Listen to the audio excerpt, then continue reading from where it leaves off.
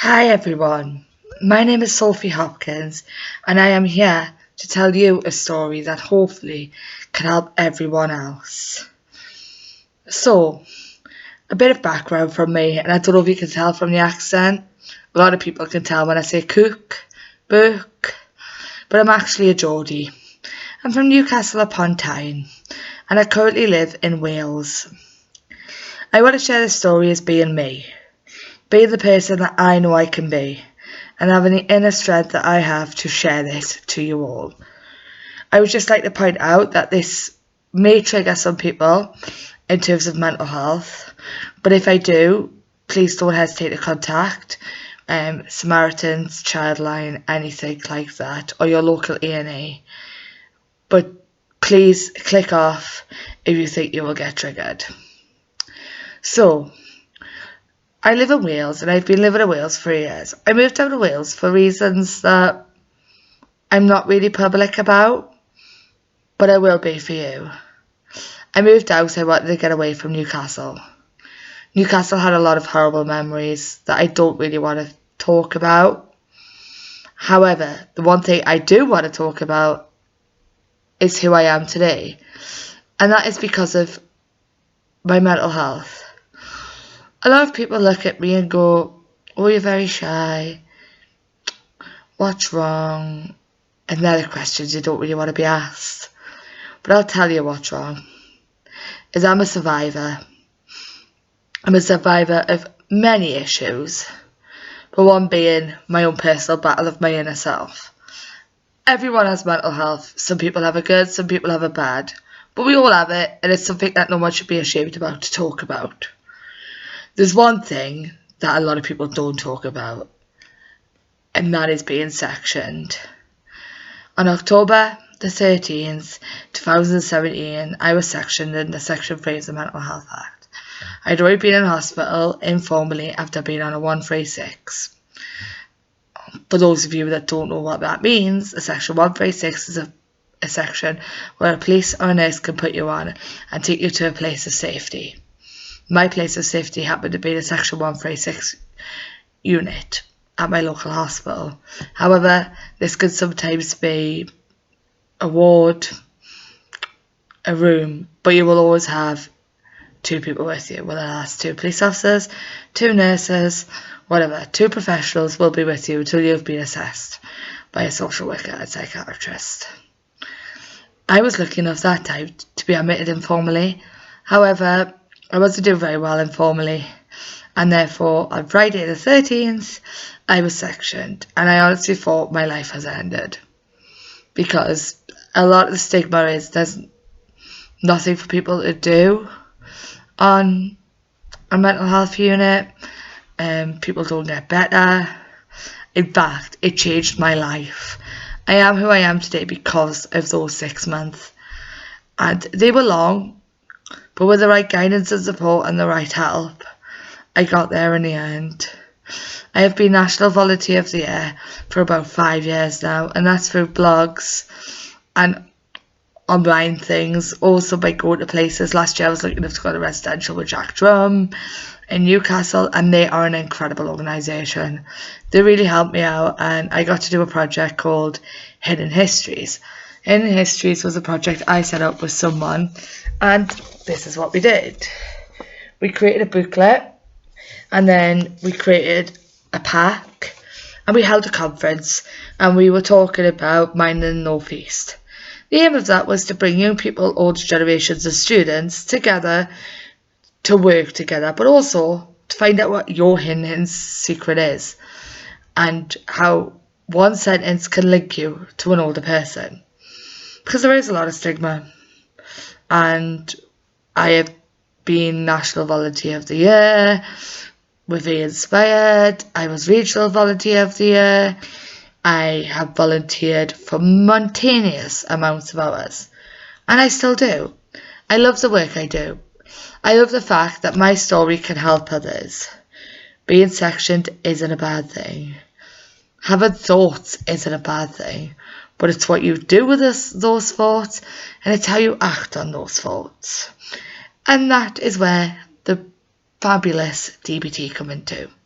DBT is dialectical behavioural therapy. I was lucky enough to do a year course of that, and you can see in my background that is on my wall. It is my life and soul, and it should be taught in schools. DBT has helped me so much. It is unbelievable how much DBT has helped me. It has created who I am today. It gives you coping skills. You might have heard of mindfulness. We do that in DBT. How you feel the grass, what you smell, what you taste, what you look, what you hear. All those sounds. They're amazing. My favourite skill is tip. Tip skill is tip of the temperature. So you could do that in various ways. All DBT is abbreviated, and that's the usage of a tip. The T stands for temperature change, so you submerge your water in cold water for 30 seconds, or you put an ice pack there and there, and it will cool the body down, and it will give a shock to change temperature. That is used for distress. There's intense exercise, where you can do 20 to 30 minutes of intense cardio. I wouldn't recommend that unless you've been advised for it though, because some people can do it and some people can't. Then there is pen muscle relaxation, where you sit down. There's lots of links online if you type in pen muscle relaxation, and you just tense your muscles in and out. And then there's pace breathing. I personally like to do in for 3 and out for 6. So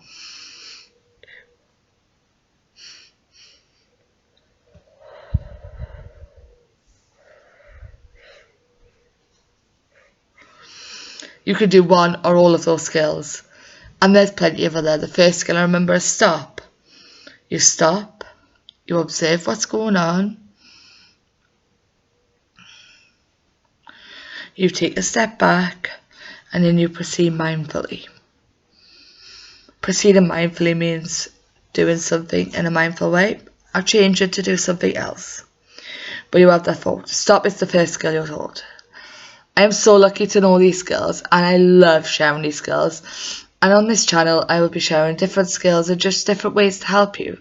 But a bit of background about me. I'm 25. I'm a Geordie at heart, and true in and out. But I'm learning the Welsh way. I have so many people I could thank for the person I am. But it's mainly my hard work.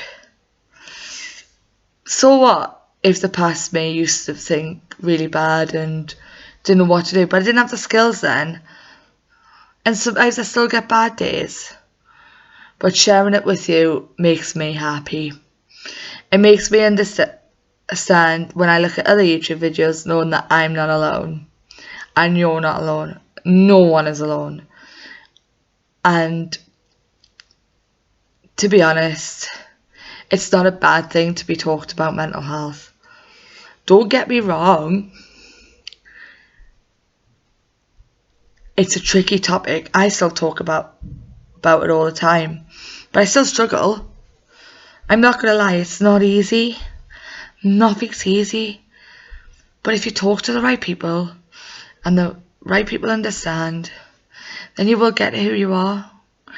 It doesn't matter who you are as a person outside. What matters is inside. And trust me,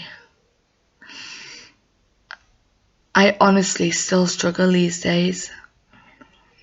I might not be able to talk, but knowing that I have all these skills in this toolbox, pencil case, whatever you want to call it, I just pull a skill out is brilliantly.